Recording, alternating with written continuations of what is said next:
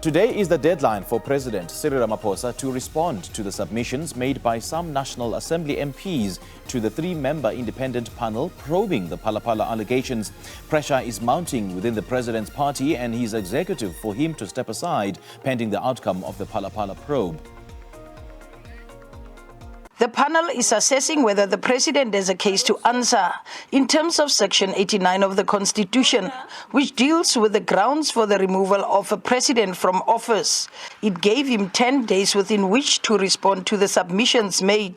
The ATM, UDM and EFF are among the opposition parties that made submissions. As an ATM, there is nothing new we're expecting from Ramaphosa in this Phala Phala matter. We just hope and believe that he will not try to frustrate this process by asking for further extensions, as he did with other institutions like Public Protector, the Reserve Bank and others.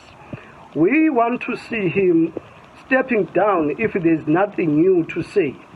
We do not want this panel process to be frustrated in any manner. So if there is nothing new to provide to the panel, we expect him to resign. That's it. The presidential spokesperson said President Ramaphosa will meet the deadline imposed on him. As you will know, those rules do not provide for a direct in-person engagement, so the president will comply with that deadline and those rules. I suppose let me just tie Ati in there because that's a similar question. Ati, the details of the president's submission, I suppose, will be made available once the panel has concluded its work.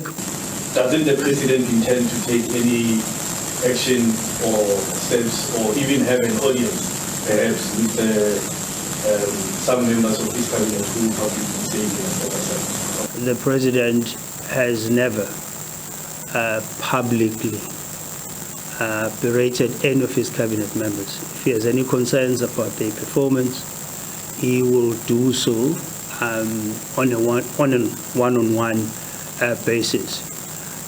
Equally, in my response to you on this matter, I will not further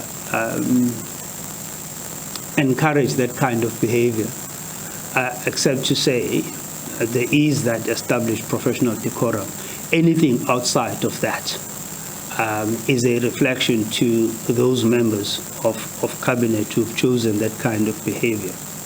Having said that, none of us are naive and the president is not blind. The panel is expected to consider the information at its disposal within 10 days after receiving the president's response. Before finalizing its report, it will then submit its report to the National Assembly Speaker.